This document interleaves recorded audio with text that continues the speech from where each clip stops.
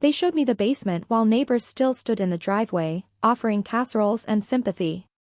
The space heater hummed. The futon sagged. Boxes of old coats leaned against bare concrete. Upstairs, my brother's room stayed closed, tidy, waiting. My mother said it was temporary, said he might visit. My father nodded, already turning away. No one argued for me. No one asked what I needed after the divorce. I carried my bags downstairs while voices drifted above, deciding dinner plans. I said nothing. Silence felt safer than asking why an empty room mattered more than me. That night alone. The basement had no door at the top of the stairs, just a half wall and a railing that carried sound. Every step upstairs traveled down. Laughter. The scrape of chairs. The television murmuring through walls that didn't quite meet the ceiling. At night, the cold crept in first, then the quiet settled unevenly. I learned how long the space heater took to warm the air and where to stand so it didn't trip the breaker. My parents called it practical. The basement was unfinished, but available. The room upstairs was preserved. My brother's posters still hung straight. The bedspread was smoothed every week. A TV waited on the dresser like a promise. He might visit, my mother said again, as if repetition turned it into a plan. My father agreed without looking at me. Convenience chose itself. After the divorce, I arrived with 2 suitcases and a careful smile. I had rehearsed gratitude. I thanked them for the help. I said I wouldn't be any trouble. Those phrases had served me well before. They signaled that I knew my place. They made things easier for everyone else. Authority in our house lived upstairs. It lived in decisions made quickly and justified later. When I asked about the room once, my mother said the basement was quieter. When I mentioned the cold, my father adjusted the heater and told me to wear socks. The solution was always small and mine to manage. The neighbors stopped by the first evening. They spoke softly about starting over. About healing. About family. My mother stood at the top of the stairs and smiled down at me like a host checking a guest. When someone asked where I was sleeping, she gestured vaguely and changed the subject. No one pressed. Meals were polite. I set the table and cleared it. I rinsed plates and listened. Plans were made that did not include me. My brother's name came up often. Updates. Possibilities. A visit that never arrived. Each mention carried weight. Each silence after reminded me where I stood. The pattern wasn't new. Growing up, my brother's needs had shaped the house. Sports schedules determined dinners. His moods decided weekends. When space was limited, I adjusted. When money was tight, I waited. It had always been framed as fairness. Someone had to be flexible. I had learned to be good at it. Downstairs, the concrete smelled damp. I folded my clothes and kept them in my suitcase to avoid clutter. I woke early so I wouldn't cross paths. I tried to be invisible and grateful at the same time. The futon creaked when I turned over. The heater clicked off and on like a reminder. I didn't complain. I told myself it was temporary. 2 weeks would pass quickly. I counted days by the groceries I bought for myself and stored in a separate bag. The upstairs room stayed untouched. Dustless. Waiting. The message was clear without being spoken. Some absences are protected. Some people are expected to endure. The second week made the pattern impossible to ignore. It wasn't the basement itself. It was how easily everyone accepted it. My parents woke each morning and stepped over the same fact without seeing it. Coffee brewed upstairs. Doors opened and closed. No one asked how I slept. My mother reminded me to keep the heater off during the day to save electricity. She reminded me to fold the futon back into a couch so the space looked tidy. She did not remind my brother to visit. That expectation remained untouched, like the room upstairs. I worked remotely at the kitchen table because the basement had no desk. When calls ran long, my father turned the TV up. He said it was his house and habits were hard to change. I moved back downstairs with my laptop balanced on a storage bin. It wobbled. I adapted. This was not new behavior. When I was younger, my things were always the ones moved first. My room became storage during holidays. My bed was loaned to guests. My brother's space stayed intact.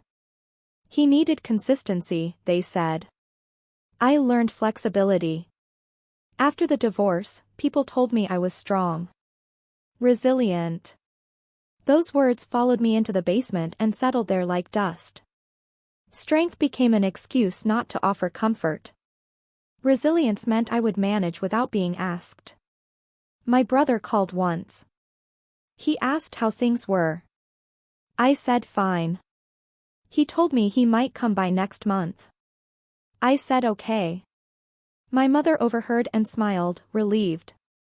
She told me to keep the upstairs room ready. I nodded. That night, the heater failed. The basement dropped into a cold that seeped into my bones. I lay awake listening to footsteps above me, thinking about how absence can hold more power than presence. An empty room was treated like a person. I was treated like a temporary inconvenience. I realized then that my staying depended on my silence. If I asked for fairness, I would be difficult. If I accepted less, I would be praised for understanding. The rules had been written long ago. I had just stepped back into them. By morning, something had shifted.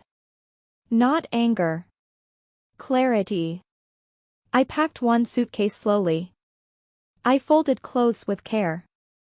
I left the other empty. I still didn't know where I was going. I only knew I couldn't stay where I was expected to disappear. The boundary crossed on a Sunday morning, quietly, while my parents planned lunch. I asked if I could move upstairs for a few days, until I found a place. My mother said no, without looking up. She said the room needed to stay ready. My father added that I should be grateful to have a roof. They spoke together, practiced, calm. I stood there with my suitcase by the stairs and understood the condition clearly. My comfort was optional. My brother's potential arrival outweighed my present need. It was said gently, which made it final. I went back downstairs and sat on the futon, listening to the house move on. I did not argue. I did not cry. I stopped trying to translate their choices into love. The translation had always cost me. That afternoon, I opened my bank app and looked at the savings I had been stretching. I listed expenses. I checked deposits. The numbers were tight but real. Depending on them had kept me small. Depending on myself would be harder, but honest. I wrote a note on the kitchen counter. It thanked them for letting me stay. It said I needed to leave sooner than planned. It did not mention rooms or fairness. I signed my name and folded it once. I waited until the house was busy. Then I carried my bags out. No speeches. No explanations. I left the basement key on the counter beside the note. The upstairs room remained closed. I didn't touch it. Driving away, I felt the begging stop. Not replaced by certainty. Replaced by resolve. I was done asking to be chosen in a house that protected emptiness over me behind me. The consequences unfolded without drama. My parents called that evening, then the next morning. I let the phone ring. Messages softened over time. Confusion gave way to concern. Concern turned into irritation. My mother said I'd embarrassed them. My father said I'd overreacted. Neither asked why the basement had felt like a sentence. They told relatives I'd left suddenly. That I needed space. That I was fragile after the divorce. The story protected the house. It always did. No one mentioned the empty room upstairs. I stayed with a friend first, then a short-term rental. I slept on a mattress that wasn't mine, but it was warm and level. No heater clicked off in the night. No footsteps passed overhead. I unpacked slowly. I took work calls without whispering. I paid for groceries and ate when I wanted. Financial ties loosened. I stopped contributing to shared bills I'd quietly covered before.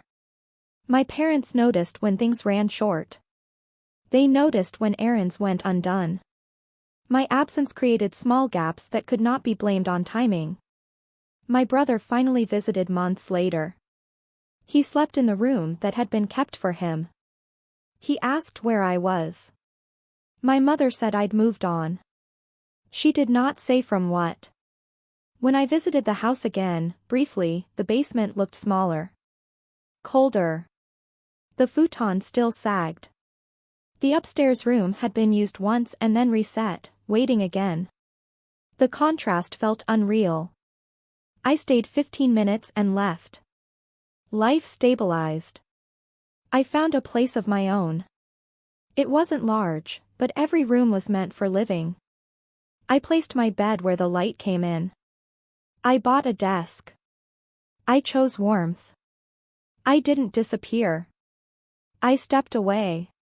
The difference mattered. I moved forward without asking permission, carrying dignity, clarity, and a quiet peace that finally felt earned.